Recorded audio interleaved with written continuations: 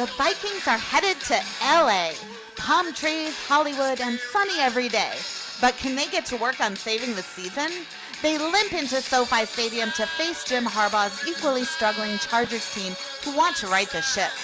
It's the Vikings and Chargers. Will Herbert put up big numbers with Keenan Allen again versus the Vikings? Or will Minnesota with Carson Wentz and Jettas pull an upset? Here are the fellas to break it all down.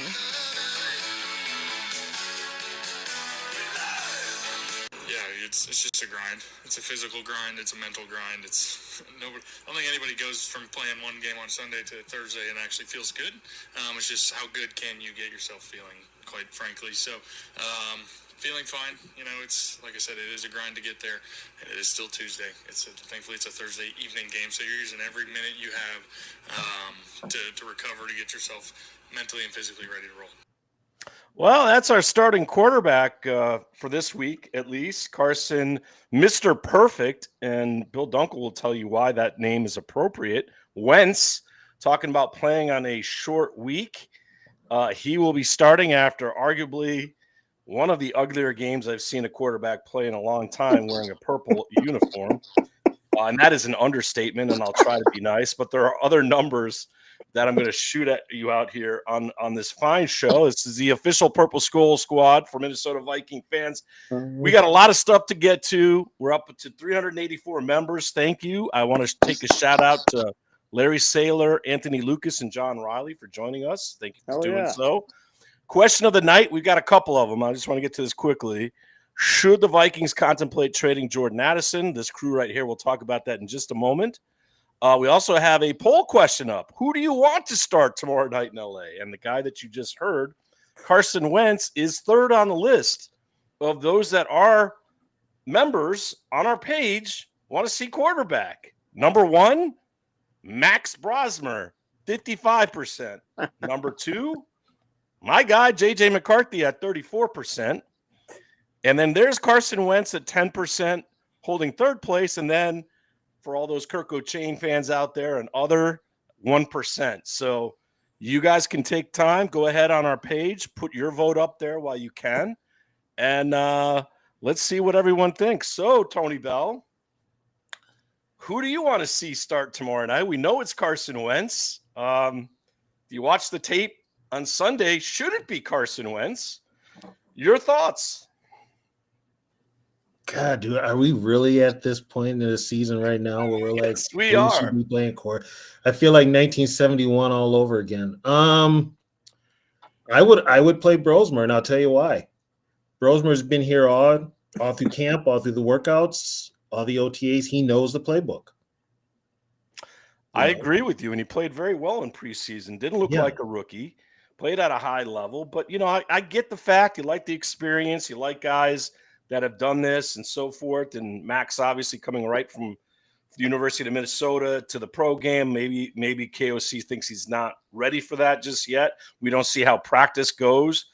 But Bill Dunkel, I mean, you I know, being the big Prince Harry fan that you are down there, that I can see you. Your thoughts, is this the right decision by Kevin O'Connell? Yep. Because of his experience, he's not going to. They're 3-3. They have to win. He's not going to throw Max Brosmer in there in a game like this. Though I will say, if Prince Harry struggles and they need a jolt, then I would. Yeah, I think if the Vikings score 6 points again in the first half, I think it's safe to say that Mad Max will be warming up in the bowl. I don't know. After last week's performance, I don't know how you can tell Wentz is hurt. I don't know. Yeah, I don't think he's healthy. He can't be. No, he's not healthy. He was so inaccurate. There were 3 plays that this was like almost one throw after another. And I'm going to tell you something. If those throws happen again on Thursday, Justin Jefferson's not going to be nice on Thursday night. Well, he is going to be beside himself. He's going to be livid. It's going to, what it'll be? They have to make Carson's going to want to be on his 7th team in 6 years if he throws. It's going to, what it's going to be? It's going to be 2023 all over again in that locker. It's already. Yeah, it is.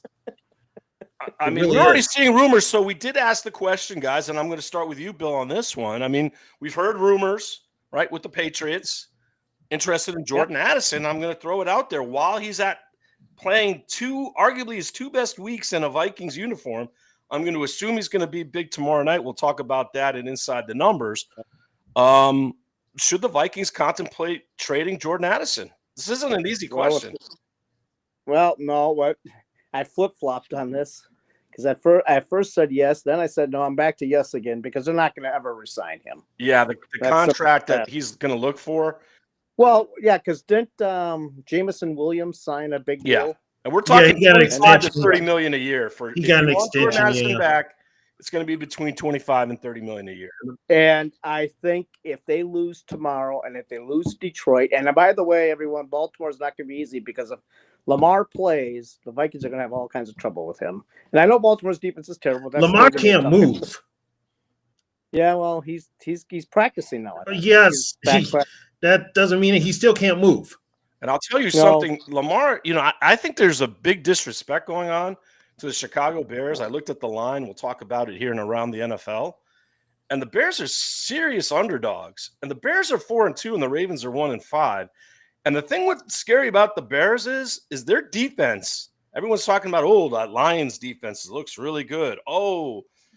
Patriots defense looks really good. Guess what? The Bears defense is right there. The last 3 weeks, the Bears defense is literally, and they had to last week because Caleb Williams was god-awful, but the defense dominated the Saints and have looked like they're taking a step forward. So you can't just say, the Ravens because Lamar's back. The reason they're probably saying it is because it's a road game.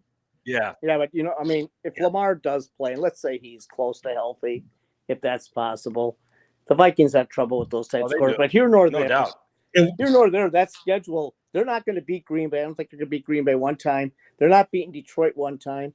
Now the way it's going, and as for the Bears, they don't play well against the Bears here for the most part. So back to Addison, that just leads to by the trading deadline, depending on what this record is of this team. If they somehow go into a funk, you have to think about it. Yeah, what do you think? If you're not going to resign him, so you got to say to yourself, is his value at its peak now, or do you? I think his value is the highest right now. I think you could get a lot for him. But again, here's the other side of the coin on this. Do you want Kwesi in charge of making those picks to? No, wait a minute. Don't forget about Griggy. Oh boy, yeah, Griggy. Why the hell would anybody? There's a reason the Colts let him go. Yeah, I know. God, I swear to God, this team is run by idiots. Yeah. Just on face value, this team needs to get younger. Yeah, they do have to get younger. There's no doubt. Here's the thing, though. Right now, you've got if you bring JJ back. Are you guys thinking of trading Addison mid-season? Trading him now? And that's a great and Tony, this is why I actually say no. I think you wait till the end of the season. This is why I say no. One, Jordan Addison has a great relationship right now with Carson Wentz. Two, we know he was JJ McCarthy's favorite target. Exactly. So why would you not want to get rid of him when you want to develop JJ McCarthy, which should be the really number one thing the rest of the season? So you trade him, and then Justin Jefferson's going to get double coverage no matter what. He already is. And then we got to question that, Unless you're blown away by an offer. Exactly. So what do we talk? I mean, this is a certain situation, Tony. There's not an easy. I'm not trading. Here's the thing. I'm bringing JJ back. He has very few weapons now. Hawkinson is nowhere to be found. No, JJ's getting double coverage, and we have an idiot calling plays who just happens to also run the teams that doesn't like to run the ball. So guess what? The only dependable person you've got to catch the football is Jordan Addison, and that's who JJ had the connection with before Jordan's suspension in training camp. So I've already hindered my young franchise quarterback. I can't hinder him anymore. No. What's the peak value for Addison? 2 number ones. I would try. I think the worst is the first and the third. I mean, the worst is a first and a third. Patriots. I think that's more. Yeah, I think that's probably where it's going to be. But It doesn't matter because I have to say, wait till the end of the season, get a bidding war. Yeah. Wait till the draft. Wait till the end of the season because teams are going to change. Somebody's going to lose a top receiver. We're going to lose too. Jordan Naylor, I think, is gone. So he's gone. Good riddance. Who cares? And you're going to have some people out there for Addison.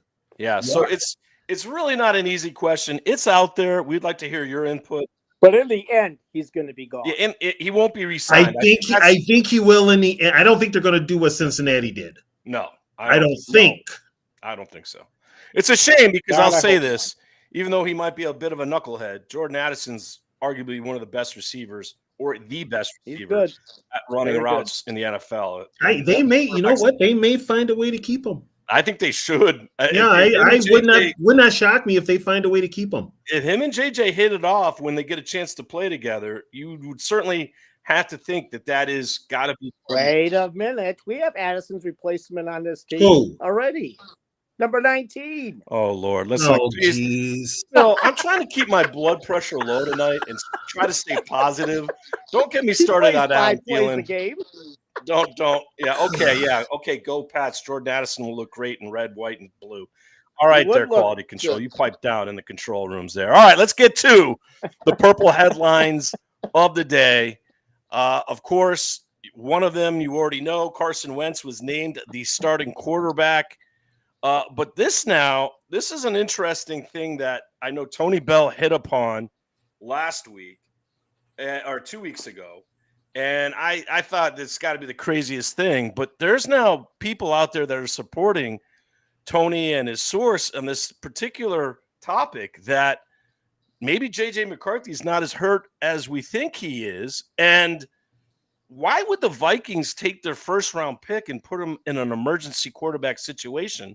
Not for 1 week, but now they're going to do that for a second week. And the Pro Football Doc, David J. Chow, says, not saying he's 100%, but no way head coach at Vikings, Kevin O'Connell, would make him emergency quarterback for a second straight week.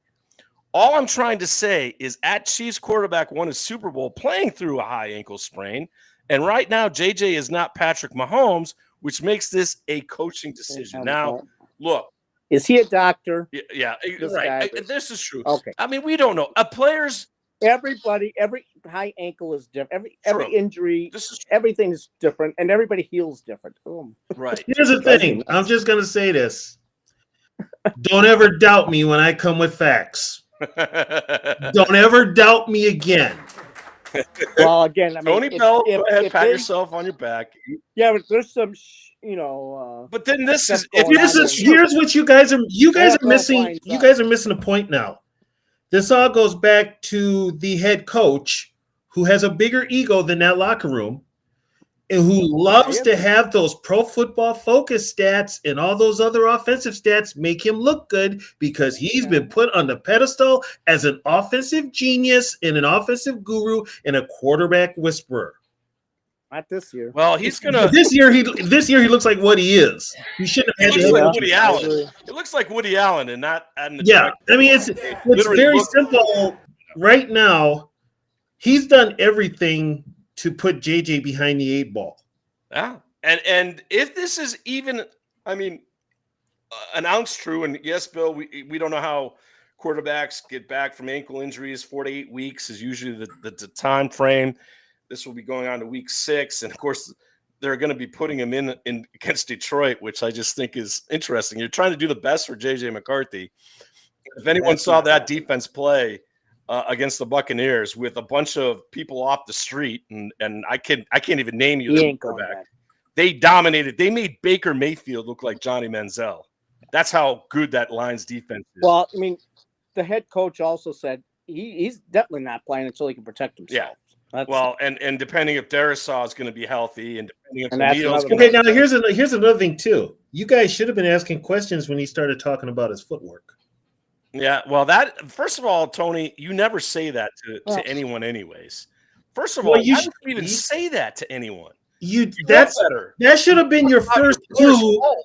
That should have been your first clue as if something's quite not right now. They're putting out another narrative out there because I think somebody had put it out there before that he's not as hurt as they say he is. And then all of a sudden they put the footwork out there. I just want people to know this. Anyone who's saying that JJ McCarthy's not confident, well, we're going to play this clip. You tell me if JJ McCarthy's not ready to be quarterback or not of the Minnesota Vikings. Let's hear JJ McCarthy. Always confident, through the roof. I've obviously got a great team around me, got great coaches, and, full confidence in my abilities and belief in myself. But at the end of the day, it's the NFL. Sometimes you get dealt a bad hand and, you got to deal with certain situations. But, I always have a positive attitude through everything and confident I'm going to come out better on the end of it. Yeah. JJ, I'm so sorry you got dealt a bonehead for a head coach. Yeah, that's the bad hand. He's talking about a bad hand, the situation he's in. And let me tell you something. You think JJ McCarthy's going to stay around with this BS? If this coach is lying to us and it's going to come out, he's going to go somewhere else. I can tell you who's going to want him. He's on the sidelines here in Los Angeles. And let me tell you, if Justin Herbert doesn't lead the Chargers to where they should go, I know he'll trade Justin Herbert to the Vikings for JJ. But he might go to LA, period, because you know what? McVay might want him. All right, McVay, if Stafford, yeah, that would be that. You know what? That would be true justice, Tony. That would be the ultimate LA soap opera ever. AJ McCarthy goes to LA and brings championships to the Rams, and Kevin O'Connell will have to sit there with his in his hand, saying, "Oh, he had footwork problems, and we decided to go with Carson Wentz to give us a better option." Okay, well, if he has footwork problems, can I ask a question? Then why didn't they sign a veteran in the offseason and have him sit for a year and watch? Well, that's why. Because that's where, once again, remember all offseason, KOC is a quarterback guru. He can change anybody. So he wasn't going to bring a veteran in here that already knows how to play the damn position better than he ever could. Well, here's the evidence. Here's the evidence. He didn't think JJ had to play because his footwork was just so fantastic. He thought season. Yeah, JJ was the complete guy. Then all of a sudden, and this is on KOC, the Atlanta game, that's on him. He called a bad freaking game. Yeah. And that's on him. He got JJ killed. And he was going to get, and if he puts him in against Detroit and has that same type of game plan, he'll get him killed again. I don't think Detroit will blitz a lot like Atlanta did. They're just going to send the four. They really don't have to with Aiden Hutchinson on the corner. Yeah. He's one-man wrecking crew. And he looks really good this year. And is Aiden left or right? He plays both. He'll play both, but he just. So you know what? Depending on who is out there, he's either going to line up. I think he lines up more on O'Neal. Yeah, he lines up more on O'Neal.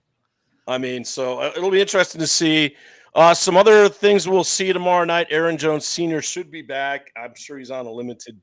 Yeah, doesn't matter. He'll never see the ball because KOC doesn't run it. And we'll be talking about that in just a moment. And that segues right in, Tony Bell. How old is he? To the other question we're asking on the page, and then we'll get into around the NFC North.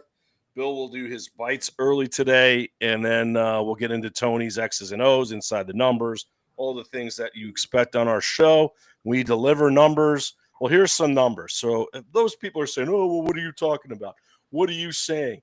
KOC is a magician. It would be like one of the top coaches that people would pick in a fantasy coaching draft. Well, okay. So I'm going to ask the question out there, and from what I saw on our page already, who would you rather see be calling plays, Wes Phillips or KOC? Because I'm going to tell you right now, if you look at the numbers, I know who I would. Yes, Bill Dunkel, what are you going with? Grant Udinsky. That's okay, well, yeah, he's no longer there, but there's the gentleman. Yeah. Here's the gentleman. Yes, if you haven't seen him, he's not only the bringer of coffee to Kevin O'Connell, he sits up there and pretends that he's doing something in the press box, which he should be calling plays. But here's some statistics. This past Sunday, and here's how quarterbacks get hurt. This is also a situation with the Vikings because they've had their starting quarterback hurt numerous times under Kevin O'Connell. Why? Because the average drop back of a Minnesota Vikings quarterback is number 1 in the NFL. What does that mean? He throws the ball more than anyone else. Go look up the statistics. What does that mean? He's going to get hit more. What does that mean? He's going to get injured more. Okay? It happens. Okay. Well, Kirk Cousins, he was his ruptured heel. That was just the grass. Doesn't matter. Why was he even throwing on that situation? Why, Kevin O'Connell? Ask yourself that question. Would you put yourself behind would you put yourself behind an offensive line that's Raggedy Ann, okay, that's injured left and right, and put yourself, I'm going to throw it 45, 50 times. No, you wouldn't. No. Common sense. On this Sunday against the Eagles, they called 48 pass plays. 48. Oof. And ran the ball 23 times. I was wrong. I thought it was only 42. 48 because Carson Wentz ran 6 other times, which were called passes. Well, he attempted 40. He only really, technically, I'm a stats guy. You take away the 6 runs, he only really attempted 43 passes, but he went back to pass 48 times. So he ran 5 times. Yeah. Ran 5 times. Yeah. For the stats, they make it look like, okay. You see Carson Wentz run, you know it's not a good thing. And it was ugly. Carson Wentz running had to be the ugliest thing I've seen in like a he's long got a load of time. you know what in his pants when he's running. Oh my God. I'm like looking at this guy, he's not going to make it. I'm going to save some of these stats coming up because Tony's X's and O's are going to go even further. But get this. This is KOC's super kick-ass offense. Red zone touchdown rate, 19th in the NFL. Yep. Yards per play, 20th in the NFL with all that talent. Yep. Yards per game, 25th in the NFL. Yep. Points per game, somehow 12th, thanks to the defense. Let's not forget the Cincinnati game. Okay. Here's the kicker. Third down conversion rate, 31%, 30th in the NFL. How do you not think that's a problem? Wilfs, you can speak up anytime you want and say, hey, we're paying this Wes Phillips guy. Why don't you worry about being the happy-go-lucky guy, patting everybody, and just be a head coach and let Wes Phillips call the plays? It's time. Control. Those stats don't lie. Right, ego. Those stats don't lie. It doesn't matter with the quarterback. Hey, guess what? A quarterback's going to throw for more yards, more touchdowns when he's throwing it 45, 50 times a game. But it doesn't mean you're better off as a team winning a football game. It's worse because you're having to throw it because you have no confidence in the running game. And I'm just going to let Tony Bell go off on that. But then I want Tony to come to me because these statistics are fireable. What I'm going to tell you on his running, fireable. If I was a Wilf right now, KOC would be in my office and I would say, Kevin, if you don't run the ball more, by these statistics, you're fired. Balanced offense. Where are you? He doesn't bring it. It's amazing. He is coddled by the Minnesota media.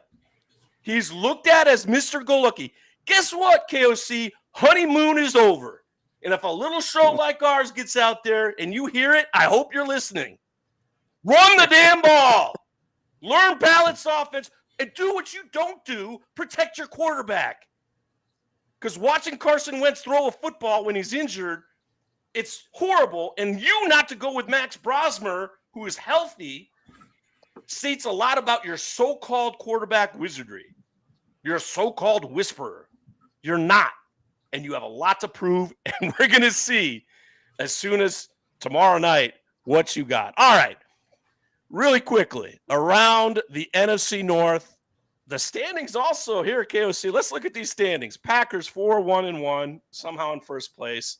We know Detroit's the better team at 5-2. Bears are 4-2, and there's our gritty gutty Vikings at 3-3 in last place. Probably going to get worse. Might end up being in last place. Gentlemen, let's do this right now because I know, Bill, we're on the clock. Let's do our predictions here in this segment. First of all, Bears and Ravens, guys. I'm going to take the Bears. I think the Bears are going to beat the Ravens. I don't care if Lamar's back. That defense of the Ravens is horrible. DeAndre Swift is starting to run the ball now effectively. I think the Bears are beating the Ravens, and I think the long slide for the Ravens continues. Your thoughts? I'm going with the Ravens, and I'll tell you why. They got to face Derrick Henry. True. There's your what you call it right there. They got DeAndre Swift. They got Derrick Henry. I'll take Derrick Henry any day. And if Lamar is back, those receivers are going to finally get the football. So it'll be a close game, but I think it'll be like Ravens by 6. Is that in Baltimore? It's in Baltimore. Yeah, it's in Baltimore. Game. All right, guys, gentlemen, the game of the weekend. Should I say Monday? Packers at Steelers. Aaron Rodgers. No, that's Sunday night. Oh, is that Sunday? Excuse me. You're right. Sunday night. Excuse me. Sunday night. Sunday night. Packers and at Steelers. It's the matchup of the ugliest uniforms that could be seen. I saw the Steelers. I saw the Steelers one. I don't know what the hell that is. Oh, the Packers are going with the all white. Oh boy. All right. Well, some Packers are 3-point favorites. No faith in fish eyes in this one. They're 3-point favorites. Yes, they are Pittsburgh? 3-point. Yeah, they're favorites. Pittsburgh's And the over winning. and under is 45. The over and under is 45. So Steelers win that one. The over under is 45. I think the Steelers will win too because the Packers got lucky to beat Arizona with Jacoby Brissett. With Jacoby Brissett, yeah. So I'm going to go with the Packers on this as well. Your thoughts, Bill, on that game? I think it's going to be Fish Ice sticking it to his former team. Yeah, it's going to be the Steelers. He stuck it to the Vikings. Now he's going to get to stick it to. Yeah, he's going to stick it to. It's a revenge tour for him. Yeah, the Jets. He stuck it to Go the Jets Fish in week 1. So yeah, good. He's going to have them all lined up. All right, let's get to our game because I know Bill has to kind of run a little bit early tonight, and we want to get his predictions. Predictions from our page. Mike Conrad, Chargers 31-20.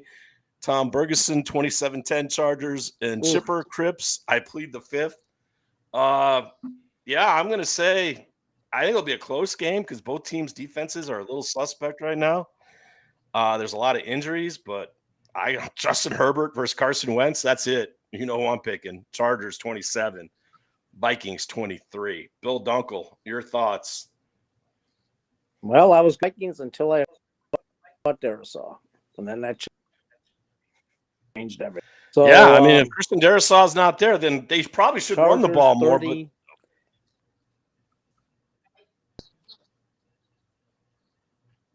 All right, Tony, your thoughts on the Chargers and the Vikings tomorrow night in LA? It's going to be a rough game to watch. It's going to be hard to watch it. 30-17 Chargers. I got 28-17 Chargers. Yeah.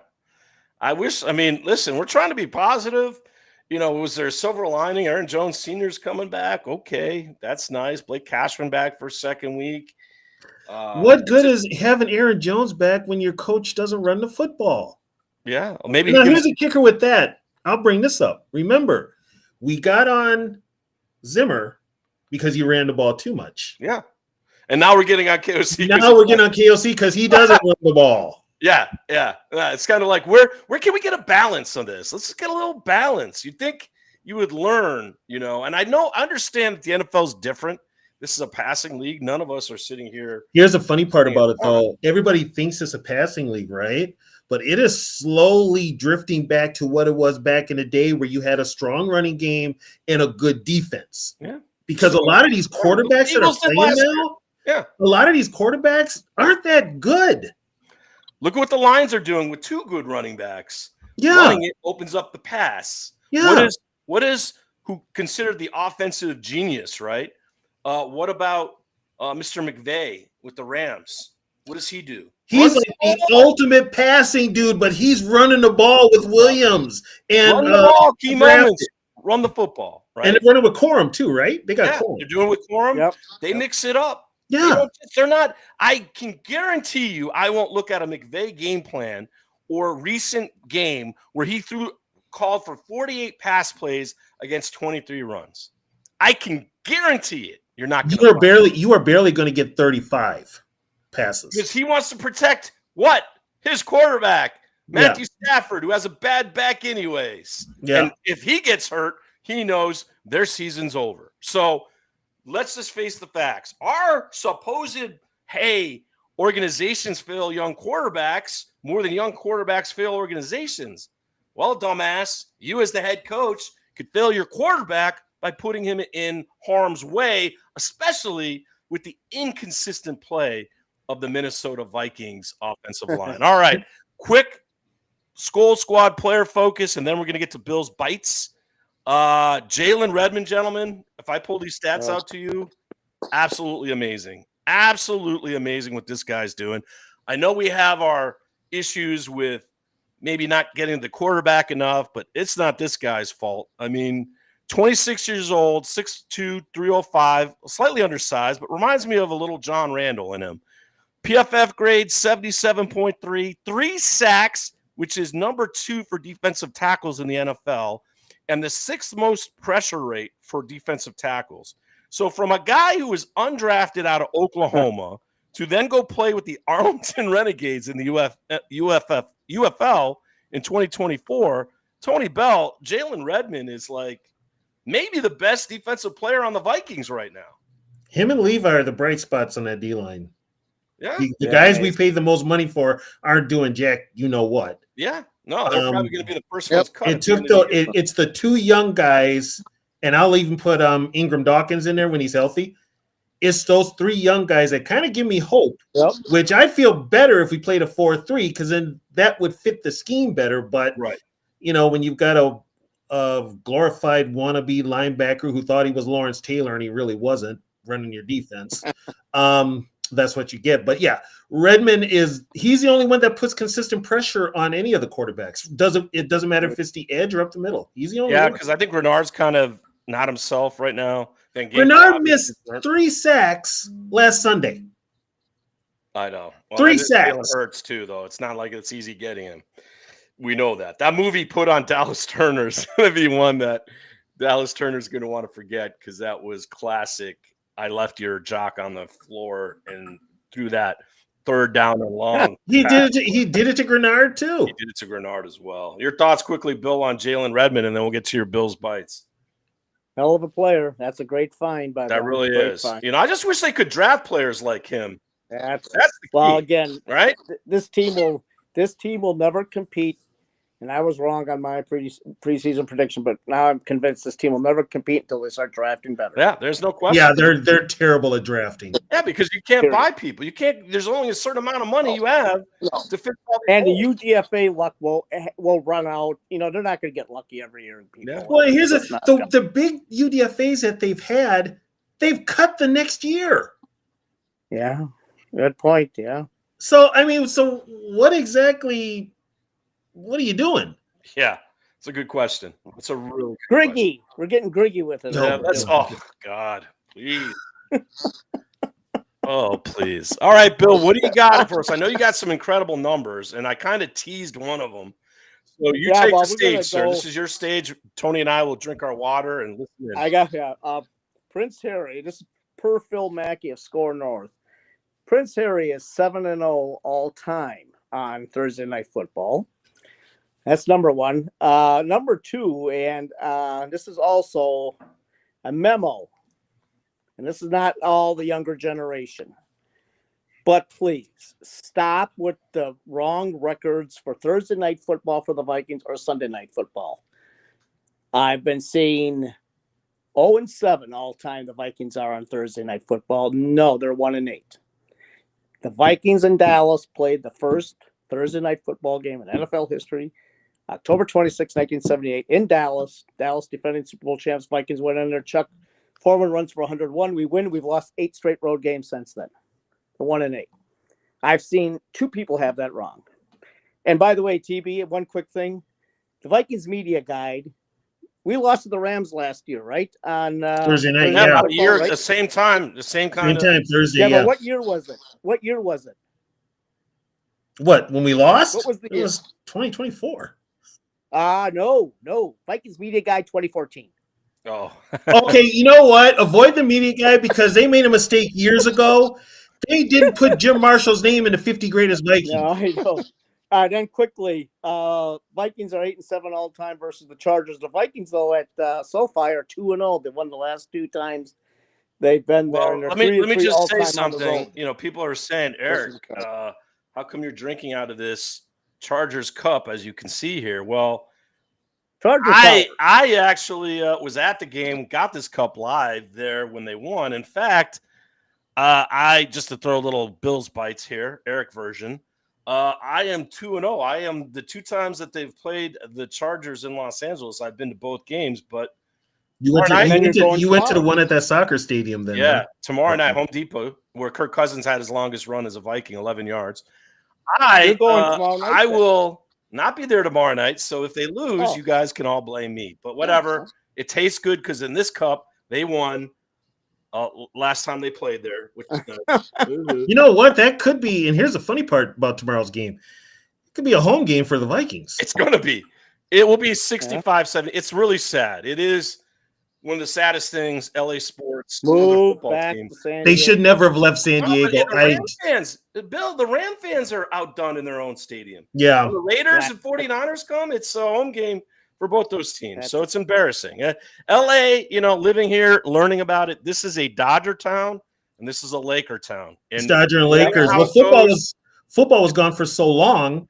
You could argue that the LA Kings are almost equal billing to the football teams. The Trojans are their football. Yeah, football, team, right? USC Trojans, exactly. Guys, can I just say something real quick? It's a sad day in the Peterson household. Our son Kyle, his Shohei Ohtani New Jersey was delivered today, and he was wearing his Shohei jersey proudly. He's a Dodgers fan. Well, is that a home one or he was born here, so he's riding the wave of success. I have a feeling in 2 years there'll be a Roman Anthony jersey on his back, so I'm pretty sure of that. I'm almost positive. He changes his teams, or he has his second or third favorite teams. Seattle lost, so he's a little upset Seattle lost. But, yeah, he's officially gone full Ohtani on me with the jersey, the T-shirt, and let's see what happens. Quickly, gentlemen, any predictions for the 2025 World Series? I have the Blue Jays in 6, pulling a massive upset. Gentlemen. Blue Jays. I got Blue Jays in 7. Yeah, Blue Jays in 7. Bill? Well, I tell you, I hate the Dodgers, but there's a reason I don't like Toronto. I'm gonna have to go. I'm just gonna go Dodgers and 6. Yeah, the pitching's pretty one-sided, but I just think that. No, I'm telling you, there's something that Louis Varland, I would love to see get a ring, and Don Mattingly more than anybody. Yes, I want to see first World Isn't Series. that amazing? It's his first World Series. I mean, it's crazy to think, but Donnie baseball. Listen, if the Toronto wins, I tip my cap. The Blue Jays have something magical going on, then that's Vladimir Guerrero. That really is. He's great. But the Dodgers have the pitching edge, so it'll be very interesting to see how that transpires. But anyways, we're talking football. So let's go inside the numbers. Tony's going to take over in just a moment with his X's and O's, and I'm going to add. I got to head out here. All right, Bill. All right, Bill. We'll talk to you tomorrow night, right? Tomorrow night. Okay, one more thing. Again. Same bat channel. Those numbers that you're seeing on your screen have actually changed, and they haven't gotten better for the Vikings. Maybe they're on to the Christian Darrisaw news, but the Vikings are officially now 3.5-point road underdogs. 3.5 points. The Chargers, the money's coming in on LA for tomorrow night. The over and under has increased to 44.5. Sportsline has the Vikings, ESPN matchup predictor has the Chargers winning tomorrow night 62-38. Some statistics to look at. Both teams give up a lot of points. Chargers have given up 23.3 points on the season. The Vikings 20.8. The Chargers average 24 points a game. Vikings 21. Basically, these numbers are identical, Tony. So there's not a lot of split between these two teams. Both teams have been impacted by injuries. And really quick, must-play fantasy guys for tomorrow night is this. Justin Herbert for the Chargers. Last time they played the Vikings, Justin Herbert threw for over 400 yards. And, oh, by the way, the receiver he had that day was Keenan Allen. Who's also back with the Chargers. So if you have those two guys, certainly play them tomorrow night. And for the Vikings, the one guy that I have circled, I have him in my starting lineup, you should as well, is Jordan Addison, who's going to try to make it 3 straight weeks, going over 100 yards. Him and Carson Wentz have something going. Maybe Jettis is going to get a little jealous, but we shall see. And also, if you get a chance, should he stay or should he go? Jordan Addison, answer our question on the page. But now, Tony Bell, it's your stage. You take over and give us your X's and O's. So let's just put the question out there for the week. And I'm sure many Viking fans are asking, I brought it up earlier. Why is this team not running the football? Why does KOC refuse to run the football? Tomorrow will be the perfect game to run the ball on a team. And you have Mason, you might have Aaron Jones, you still got Xavier Scott. You're not lacking. You've got Josh Oliver as a blocking tight end. You still have Hawkinson. Justin Jefferson, for everything, he's a pretty decent downfield blocker. And you got Donovan Jackson back. And you've got Donovan Jackson back. You don't have Darisaw, that's going to hurt, but every offensive lineman loves to run block. Why aren't you running the ball? I don't understand. And with the defense we have, running the ball would take some time off the clock, eat up yards, keep that defense fresh. Because right now we know our defense is our defense can only play with a lead. Yeah. Yeah. So, and they're not creating turnovers. So they're not, and that's the thing. We haven't made a turnover in 3 weeks. And I think the record, if they don't get a turnover this week, that's 4 games. 4 games, and I think that's the record. Yeah, that's the record. Wow. Here's the record you don't want to have. Yeah. You have to – KOC has to change its mindset of throw. Run the damn football. Packers can run it. Bears can run it. Lions can run it. Why can't you? Well, here's what's strange about that too, Tony. You would say, okay, well, the Vikings can't run the ball. They have a low yards per carry. That's not true. It's not true. That is not true. They average 4.4 yards a carry. That's actually pretty dang good. Yeah. That's actually really good. The problem is the coach is only allowing to carry the ball 23 times a game, which is 27th in the National Football League. You're running at a 4.4 clip. You got Carson Wentz, 6 teams in 6 years, and you're still throwing the ball almost twice as much as you're running it when you're averaging 4.4 yards per carry, which actually on PFF grades is almost 70%. That's pretty good. Also, 103 yards a game is 20th in the NFL, but if you put 4.4 yards per carry, you could get that up to 125, 135 yards. You're controlling the clock. You're helping your defense out. And guess what? You're helping Carson Wentz or J.J. McCarthy or Max Brosmer not get hit and able to do play action and get big plays down the field. Exactly. Cool.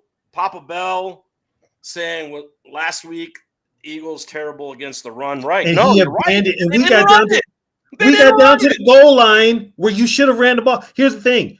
You don't trust your offensive line enough to get 1 yard? Thank you. They threw it twice, second and 1. We threw it twice. I mean, that's on the coaching. I'm sorry. That's on the coaching. Honeymoon has to be a Viking fans, wake up. Honeymoon is over. If you and I had a job, Tony, and I'm throwing these statistics out, someone on a little podcast or a little Facebook show, YouTube shows, throwing these statistics out there, and I happen to hear it, I'm probably going, you know what? He's probably right. I better start doing that because here's a problem. This is what a lot of people outside like you don't see. Vikings have been on national TV how many times? Yeah. The games are sold out. Merchandise is selling. They're on everybody's, they're the talk of, especially here in the Twin Cities. They're the talk of the whole damn league. The problem is now you have ownership and a front office that really all they care about is notoriety. Yes. You've been overseas for 2 weeks now, and you can't do that. You can't. And now you're going to play a Thursday night game?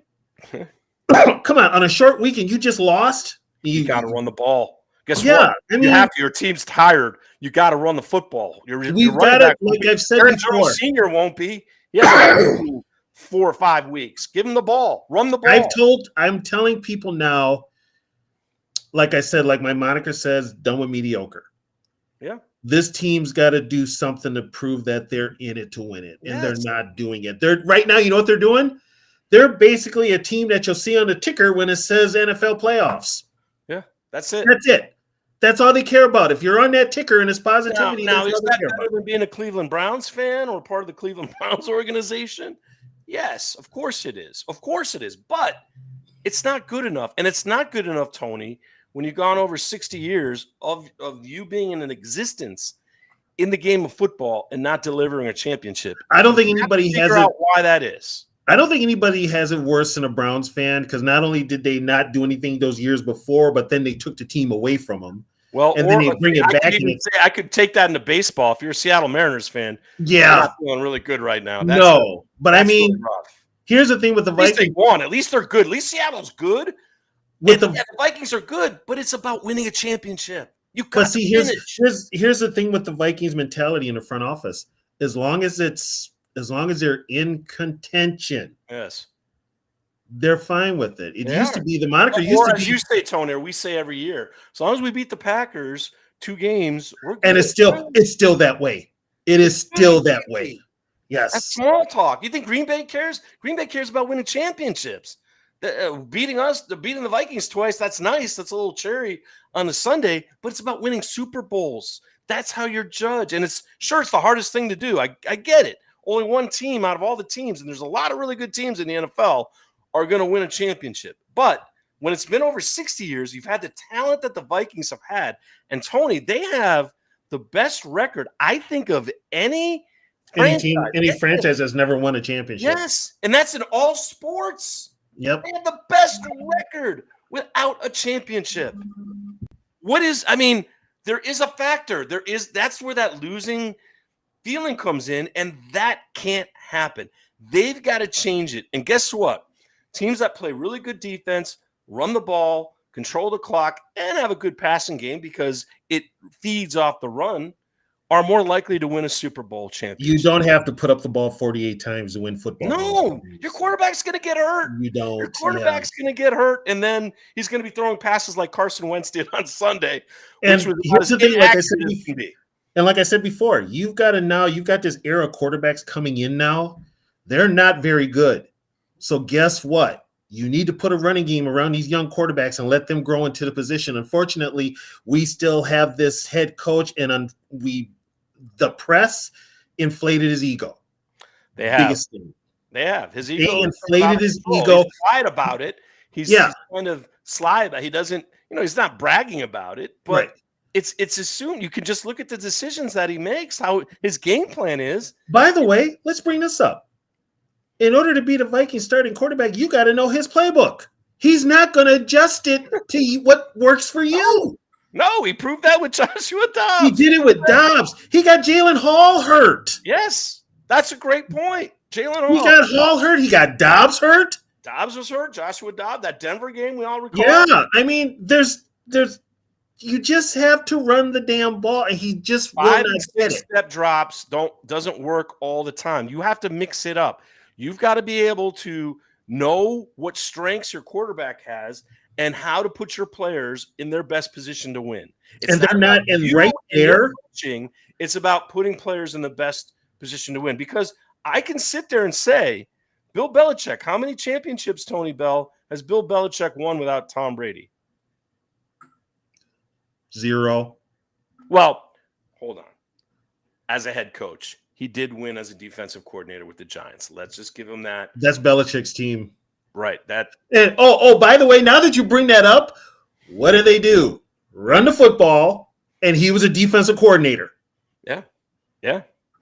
Right? I mean, it's not football. It's complicated because you have to be a certain physicality to play it, but it's pretty simple on the principles of I'm going to put this out there for everybody. You tell them, Tony. You pontificate on it. You know what? It ain't complicated. It's not. You've got right now. We have a coach that wants to reinvent the wheel. You don't have to reinvent the wheel, buddy. To win a championship, you don't have to reinvent anything. You just put your twist on it and go from there. You don't have to brainstorm every night, put in these all elaborate plans. It's like, okay, my playbook works, and whoever runs it is going to have to run my playbook. It doesn't work like that. You put together a team with the personnel that works best with what you have, and you let that personnel do what it does. Bill Parcells said something very smart. Bill Parcells looked at Lawrence Taylor and said, "I don't need to tell him what to do. I just put him out there. He lines up. He does what." And there are guys like that. You just tell them what to do, how you want it done. Now, granted, defense is a little more easier than offense. But here's what you could have did with JJ. You saw what works with JJ in college. You saw the type of offense that works best for him. Don't change it. Right. Build around it. That's what That's what Kyle Shanahan does. I know we're tough on Kyle Shanahan, another coach, really good, hasn't won a championship yet. It's come close, but Kyle Shanahan does something really. How coaches should really look at it. He puts Mac Jones, who was considered a bust, looked at the tape and put an offense in place for Mac Jones to be Right. successful. Sam Darnold wasn't Kevin O'Connell he credited for success. He credited Kyle Shanahan and his experience with the 49ers as what turned his career around. Right. So Shanahan does something. He looks at what you do and he puts you – Christian McCaffrey is pretty easy for Kyle Shanahan. Give him the ball as much as possible and then let him do his thing, which usually means good things for the 49ers. Well, they also don't they have Brian Robinson Jr. now too? Yeah, they have Brian Robinson Jr. Brian Robinson Jr. took over for Jordan Mason. But everyone says, well, how come the 49ers are so successful? How come – look at all the injuries. Because injuries don't matter when you're able to get players that do something well and utilize them in that structure. He allow literally them to do the things that they do well and get out of their way, basically. with the weapons that JJ had. Yeah. With the weapons that JJ had, he should not have KLC should not have put him through what he put him through with the Falcons. No, he asked him to drop back with an offensive line with Justin School and God knows what. And you did. And here's the thing. You didn't do him any favors against the Bears in that opener. It was JJ's resolve that won that game for him. Exactly. People don't. Oh, he's played 7 bad quarters. That 8th quarter, the one he played in Chicago, was a sign of what JJ can be. But that is the JJ that I said has a lot of Joe Cap in him. Yes, I agree with you. You know, and Cap did take some beatings. We're not gonna hide from that. But when your head coach and your play caller put your franchise quarterback in the situation he put him in with Atlanta, you didn't change anything, you didn't adjust anything to succeed. That's what you have to do. All right, let's go to our big 3 and then our final thoughts, Tony Bell. For me, it's pretty simple. You see a chart here, what the Vikings need to do. I think secondary, we really didn't get into it, but it is a concern, but you have to look at it. It's a two-way street on that. You know, Harrison Smith played a lot on Sunday. It's the first game he really was out there in extended moments. There was some good, there was some bad, and there certainly was some ugly. Isaiah Rodgers kind of got left hanging to dry on a play in which someone wasn't there to cover. So basically, it's pretty simple against the Chargers, who really aren't going to run the ball the way Jim Harbaugh wants because they're down to their 3rd running back. Play better in coverage. They have to play better in coverage. They're going to have to just forget about what happened to them, allowing Jalen Hurts a perfect game. Hopefully, our pass rushers can get to Herbert, who's not as he's fluid, not mobile. So maybe you'll see some more blitzing instead of 40% from Brian Flores. He might go up to 55 because you can't let Herbert sit back there because he'll tear you to shreds too. He has time to throw the football. So stop Herbert to Allen. That will be key. Better coverage. And really the bottom line, Tony Bell, great turnovers, right? I mean, the defense has to get the ball. When you got a backup quarterback, you're on the road. The defense is going to have to figure out a way to steal some points. Turning the ball over would help put your team in advantageous field position. And I actually think special teams is going to have to be key too, because again, Chargers have a big play offense.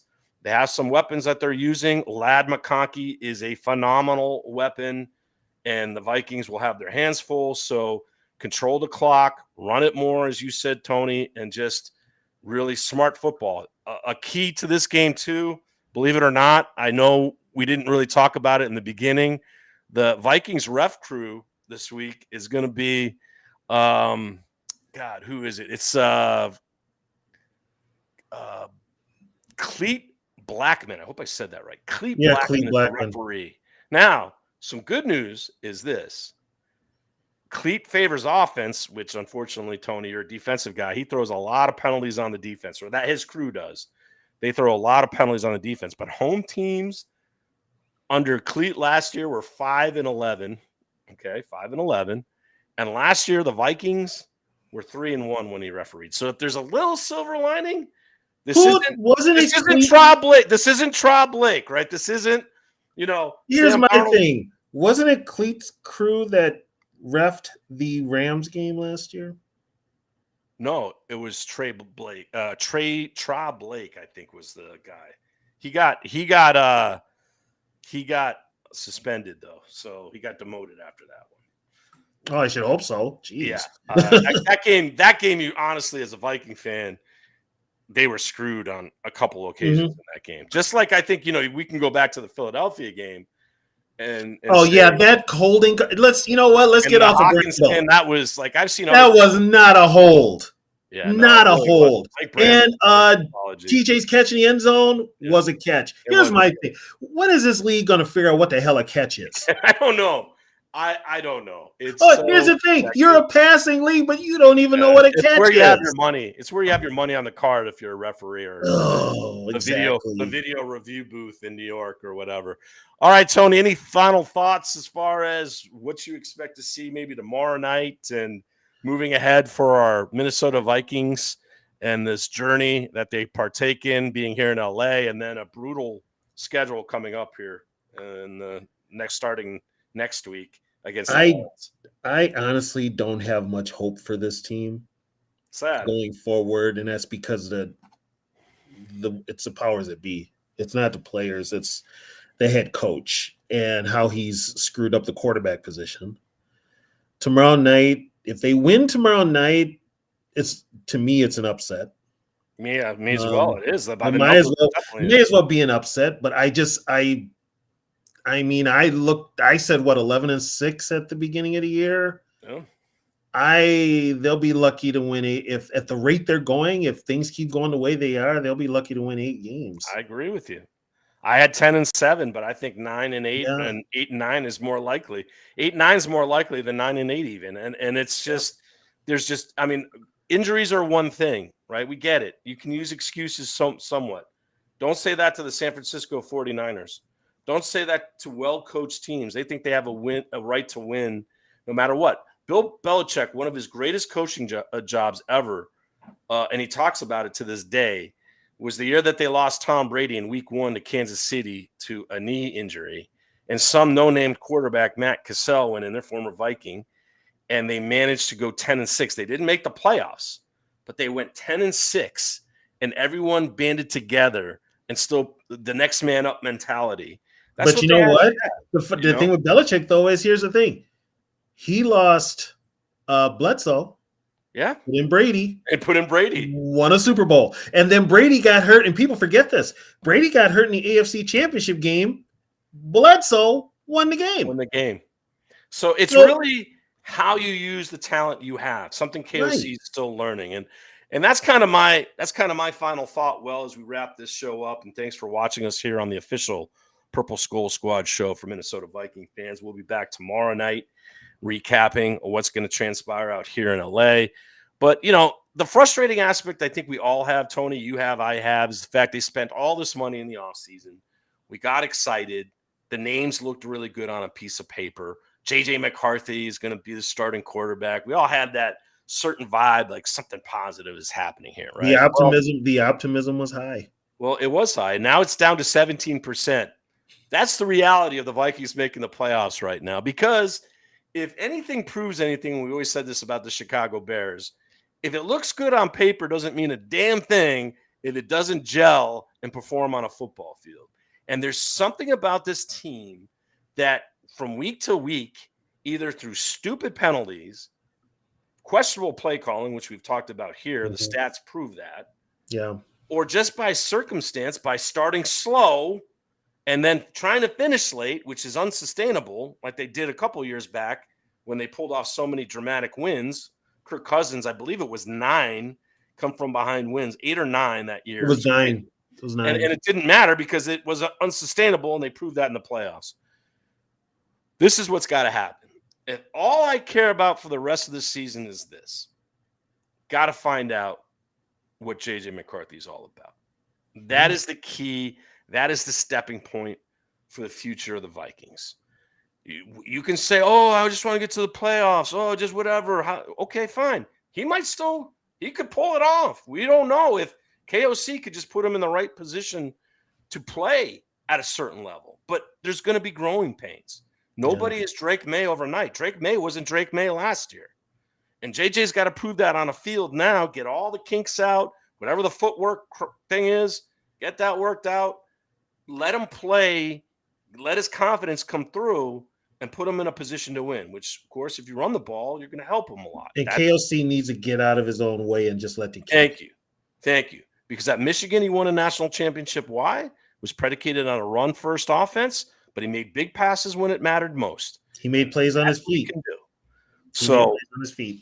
I end it with this. Very simple. I mean, let's not forget either. Keep a sliver of hope. When the Vikings played the LA Rams, same field, a year ago to this day, last year on a Thursday night, Vikings were favored. Vikings were the team coming in with a flashy record, Sam Darnold. Rams team looked like they were falling apart. There was questions. If you recall, there were questions that the Rams were contemplating trading Matthew Stafford and hanging up the season. Well, the Rams went on a roll. They were one of the hottest teams. They won one game and became one of the hottest teams by simplifying the team, running the ball effectively, and playing great defense. This football team, our Vikings, could do that. They've got a good defense. They got a great defensive coordinator, and they got two really good running backs. So that's what you got to do. So for the Vikings, for this season, what tomorrow night will bring, it's very simple. You better love LA, and you better just win, baby. Take an Al Davis line. Didn't matter what matter of misfits that the Raiders had. There was one thing that he said, just win, baby. That's it. Just win. And that's what they got to do tomorrow night. For Tony Bell, for Bill Dunkel, for yours truly, Eric Peterson, we bid you a good night. We'll be back with you tomorrow night. And what do we do? What do we say at the end of the show, Tony Bell? Skol.